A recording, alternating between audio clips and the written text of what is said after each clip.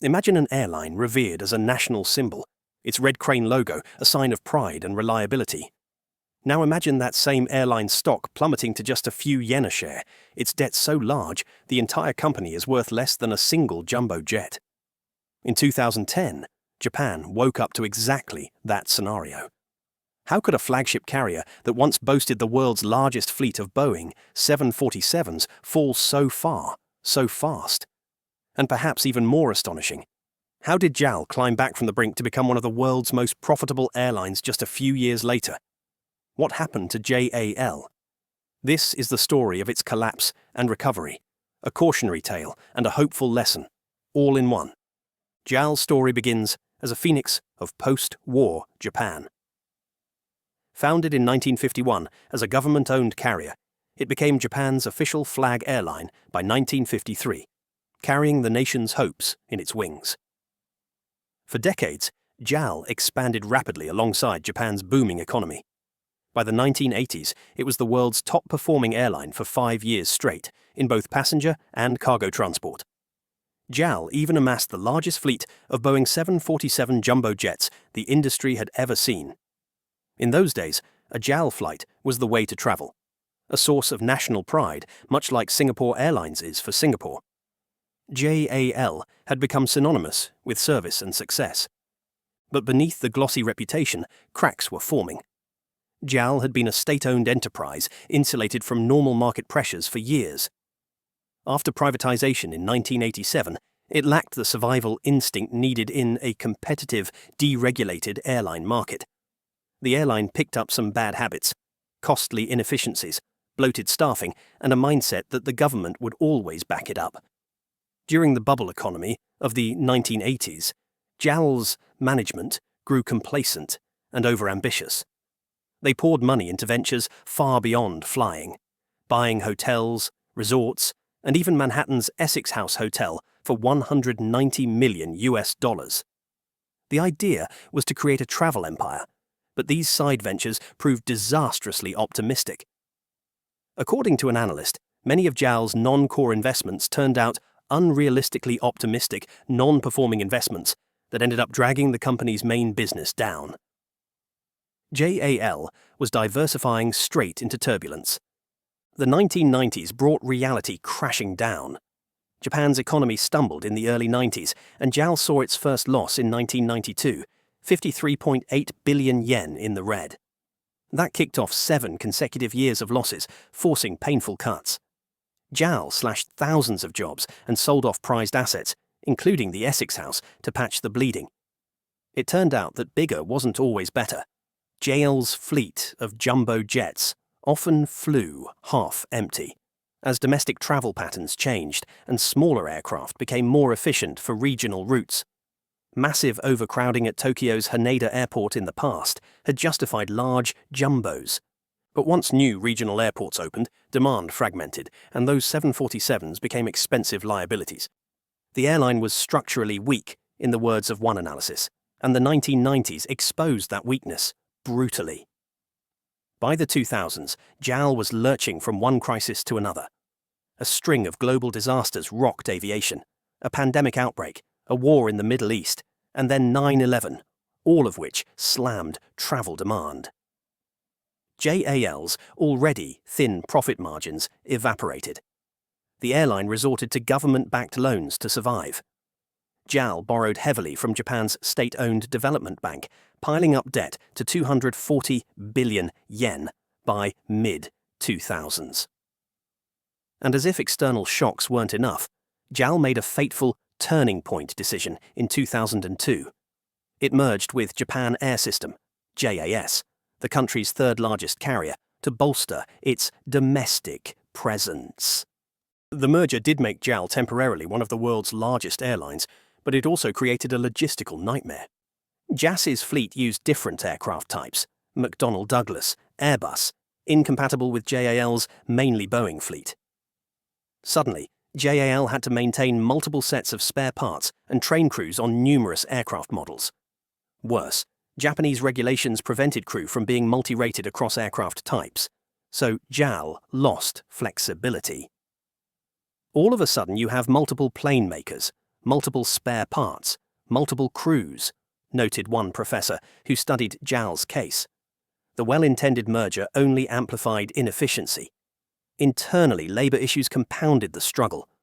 JAL had multiple labour unions for different employee groups, which fractured its workforce and made management difficult.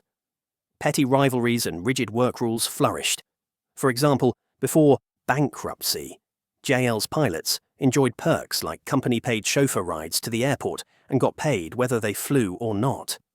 Such perks, along with guaranteed seniority pay, had grown out of JL's legacy as a company that can't fail. By the late 2000s, JL was carrying a mountain of problems. High costs, heavy debt, old planes, fierce competition from domestic rival All Nippon Airways, ANA, and a stagnant home market. Even as it remained, on paper, Asia's largest airline by revenue, JAL was bleeding cash and losing altitude fast. Several turning points in the 2000s set the stage for JAL's collapse. One was 2009, as the global financial crisis added yet another gust of turbulence. JAL posted operating losses in 3 out of 5 years since 2003, culminating in an operating loss of 63 billion yen in 2008. By March 2009, its debts had ballooned, and the airline was teetering on the edge. The new Japanese government, led by the Democratic Party of Japan, DPJ, at the time, grew alarmed. In September 2009, the Transport Ministry formed a task force to find a turnaround plan for JAL. Various dramatic ideas were floated. Even a merger with arch-rival ANA was considered, which would have created a mega airline monopoly in Japan. But ANA bristled at the idea, and it went nowhere. Behind the scenes, foreign airlines smelled opportunity. American Airlines and its One World Alliance partners like British Airways and Delta Airlines, leading the SkyTeam Alliance, competed to partner with JAL. In late 2009, American and friends dangled a $1.4 billion investment to keep JAL in oneworld. Delta countered with a $1 billion offer if JAL would defect to SkyTeam. Delta even claimed switching alliances could boost JAL's revenues by $400 million a year. JAL's leadership was torn, and media speculation ran rampant on whether JAL would join Delta. Spoiler alert, it ultimately didn't. JAL stayed with oneworld after much drama. These alliance courtships underscored how pivotal JAL had become in the global aviation chessboard, even as it was in distress. The breaking point came in January 2010. After weeks of desperate efforts to avoid outright failure, Japan Airlines applied for bankruptcy protection on January 19, 2010. It used Japan's corporate rehabilitation law, analogous to Chapter 11 in the US, to restructure. Overnight, one of Japan's proudest blue-chip companies had fallen. It wasn't a minor bankruptcy. It was the largest bankruptcy ever by a non-financial company in Japan, and the 4th largest bankruptcy in Japanese history. JAL's debts stood at a staggering 2.3 trillion yen, about $25 billion, and its share price, which had plummeted over 90% in just a few weeks, hit an humiliating low of 3 yen on the Tokyo Stock Exchange. The stock was promptly delisted in February 2010. For context, at its final market value of roughly $150 million, JAL was worth less than a single Boeing 747 jumbo jet. This was unthinkable for a company that once symbolized Japan's economic might. "I thought there was no way JAL would fail," one shocked customer told reporters at the time, capturing the public disbelief. But it did. Or rather, it filed for bankruptcy to avoid failing completely. The Japanese government, now fully alarmed, had to act decisively to save an essential service, and perhaps save face for Japan Inc. What followed was a government-led bailout and an aggressive restructuring plan that would become the stuff of corporate legend. Saving JAL required an extraordinary effort, combining state support with new leadership. The core of the rescue was the Enterprise Turnaround Initiative Corporation of Japan, ETIC, a state-backed turnaround fund.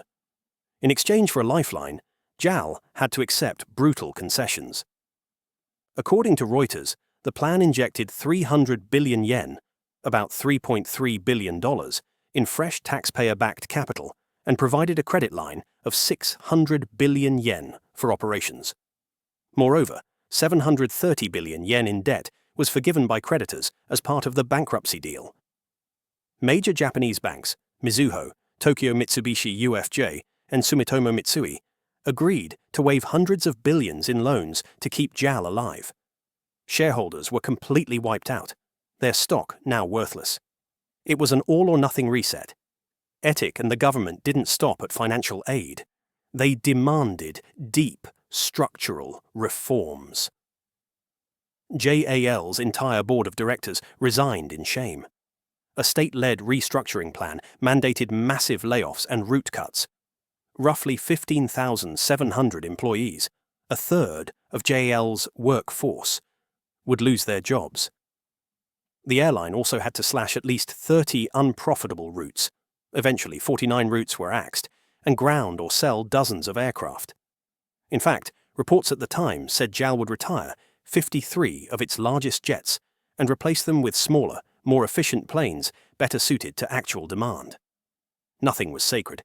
Even employee pensions were on the chopping block.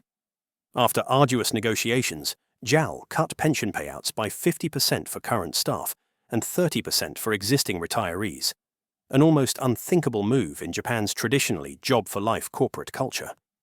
JAL lacked strong governance and was unable to keep up with changing times, admitted Akitoshi Nakamura, an executive director of ETIC, in a candid press conference. He noted that in a sense, JAL encapsulates a typical problem and hurdle for Japan as a whole, reference to how Japan's once great companies were struggling to adapt to a new era. The government's message was clear.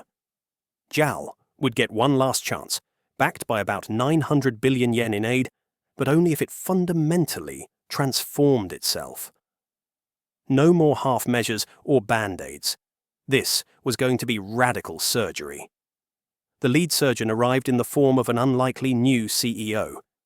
In a dramatic move, the government recruited Kazuo Inamori, a 77-year-old celebrated entrepreneur, founder of Kyokura and KDDI, who was also an ordained Buddhist monk, to become JAL's chief executive in 2010. Inamori had zero experience in the airline industry, and by all accounts, he had been comfortably retired. Transport Minister Seiji Maehara personally visited Inamori to plead for his help, believing only a bold, outside leader could break JAL's old habits. It was the first obvious break with JAL's past hierarchy. A very different airline is expected to emerge under the stewardship of the 77-year-old Inamori, noted The Guardian, highlighting how shocking and promising this choice was. Inamori himself was a self-confessed novice in aviation, but he was known for two things: an almost philosophical management approach and a track record of rescuing companies. He had a reputation as a corporate turnaround artist, and, yes, as a Buddhist, he literally believed in karma in business. The New York Times quipped that JAL was getting not just a CEO, but a Zen billionaire as its savior. Many were skeptical. Would throwing a monk into the cockpit really save this crashing plane? But the government and ETIC were betting that Inamori's outsider perspective and no-nonsense leadership could succeed where conventional airline managers had failed. As former ETIC chairman Hideo Seto explained their decision. The airline had been running on a semi-government style of management. The leader had to come up with something to break that mold. We required a different kind of leader. Inamori was that different kind of leader. Kazuo Inamori stepped into JAL's cockpit with a mission: change the culture, cut the flab, and teach this old airline how to fly profitably again. He declined any salary for himself, literally working for free, to show he was in it for the mission, not money. The fact that I worked for no salary influenced the staff, Inamori later said. They could see that I was desperate to rebuild the company, even though I had no links to JAL previously. It was an extraordinary gesture, especially in contrast to the usual image of highly paid executives. Inamori's philosophy emphasized putting people before profit and doing what is right. Paradoxically, that approach ended up restoring profits beyond anyone's expectations. One of Inamori's first priorities was to instill a sense of financial discipline at every level of the company. In Jal's past, management often looked at aggregate numbers and didn't scrutinize which routes or departments were losing money. Inamori changed that immediately. He demanded to know exactly how much profit or loss each flight route generated. Each month, he pored over every department's figures. If a number wasn't improving, he would pointedly ask, why? This granular focus was new to Jal's managers, who could no longer hide poor performance behind the veil of network-wide accounting. No more passing the buck or hiding poor performance within a rigid hierarchy. As one account described, Jal had to face reality on every route, every expense. To make this work, Inamori introduced his famous Amoeba management system from Kyocera. Under this system, Jal's massive workforce was divided into many small teams, or amoebas, each with their own leader and a degree of autonomy. Instead of top-down commands, these mini-units were encouraged to act like entrepreneurial businesses within the business. Every employee was tasked with thinking about how their actions affected the company's bottom line. This was a radical departure from traditional Japanese corporate culture, where employees were used to just following orders and assuming the company would take care of them. People had taken for granted lifelong employment and just serving their bosses. There was a lot of inertia, explains Professor Terence Fan, who studied JAL's turnaround. Amoeba management forced employees to snap out of that inertia. The message was, if JAL doesn't make profits, no one's job is safe. A stark truth that Inamori conveyed to a workforce not accustomed to such bluntness.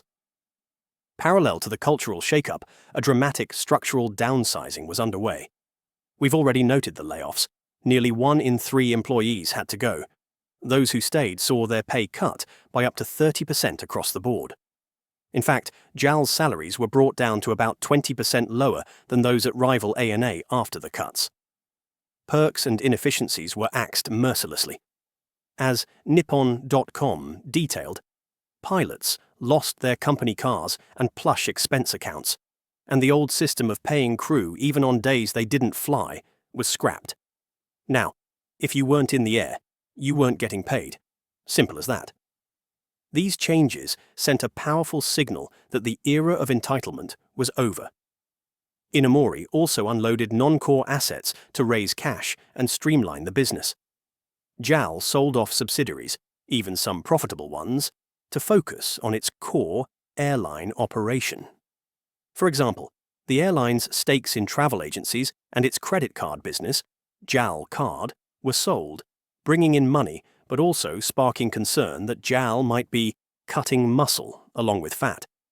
But desperate times called for bold moves. JAL needed a leaner structure at all costs, quite literally. Fleet modernization was another key reform. Those fuel-guzzling Boeing 747s and other older planes were swiftly retired or sold. JAL moved to a smaller, more fuel-efficient fleet centered on Boeing 737s and 767 for medium-haul flights, later adding modern 787 Dreamliners for long-haul routes. This not only cut fuel and maintenance expenses, but it also meant some senior pilots who were only certified on jumbos had to retire early, leading to some lawsuits from disgruntled pilots, but JAL pushed through. In a striking anecdote of the new pragmatism. Crucially, these reforms were backed by an unusual alignment of forces. Normally, JAL's unions would have fought tooth and nail against layoffs and pay cuts. But with bankruptcy looming and Etic exerting pressure, the unions were compelled to cooperate, albeit grudgingly. The government's heavy hand gave Inamori cover to implement changes that would have been unthinkable in the past. And Inamori, for his part, genuinely tried to win employees' hearts even as he imposed tough love. He emphasized that the employees' welfare was first and foremost in his philosophy, meaning that by saving the company, he was ultimately saving their livelihoods in the long run. It was a delicate balancing act. Cut jobs and pay now so that more jobs could exist in the future. Inamori also practiced what he preached by demonstrating personal sacrifice. No salary, remember, and a laser focus on numbers coupled with empathy. According to Hideo Seto, He was very thorough with figures. That's one reason the company could change so fast. It was a matter of brains and commitment. That mix of analytical rigor and commitment from the top filtered down through the ranks. The results of JAL's cultural and structural overhaul were nothing short of astounding. In just 2 years, JAL went from massive losses to record profits. For the fiscal year ending March 2012, Japan Airlines earned an operating profit of around 204 to 205 billion yen, which at that time was industry-leading worldwide. In fact, JAL was, by some metrics, the most profitable airline on the planet in 2012. To put that in perspective, this company had been losing money every year, posting a 133.7 billion yen operating loss in fiscal year 2009. Now it was posting over 200 billion yen in operating profit, a turnaround of epic proportions. Even JAL's turnaround planners were surprised. Its profit of 186.6 billion yen seemed a miracle, said Hideo Sato, given that we aimed for and expected a profit of 60 billion yen. Inamori and his team overshot their profit target by more than 3 times, an almost unheard of feat in corporate turnarounds. By 2011, JAL's cost base was dramatically lower. Labor costs, fuel costs, thanks to newer planes, and interest costs, thanks to debt waivers, were all slashed. The airline even got a big tax break, a 360 billion yen tax loss carry forward, roughly $4.5 billion, meant JAL wouldn't pay corporate taxes for years, further boosting its net income. It's no wonder some competitors cried foul. The ultimate validation of JAL's rebirth came in September 2012. Less than 3 years after bankruptcy, JAL returned to the Tokyo Stock Exchange in a blockbuster IPO. The initial public offering raised about 663 billion yen, approximately $8.5 billion, instantly making it one of the biggest IPOs of the year. In fact, the second largest globally in 2012, only behind Facebook's IPO. For the Japanese government, it was a sweet success. The state-backed Etic Fund, which had injected 350 billion yen of taxpayer money into JAL in 2010, was able to sell its entire stake at IPO, roughly doubling its investment. In other words, the taxpayer got paid back with profit, which is not a common ending for bailout stories. JAL's relisting day, September 19, 2012, was triumphant. The stock opened around 3,790 yen per share. A far cry from the 3 yen it had been in 2010. The message was clear. JAL was back from the dead.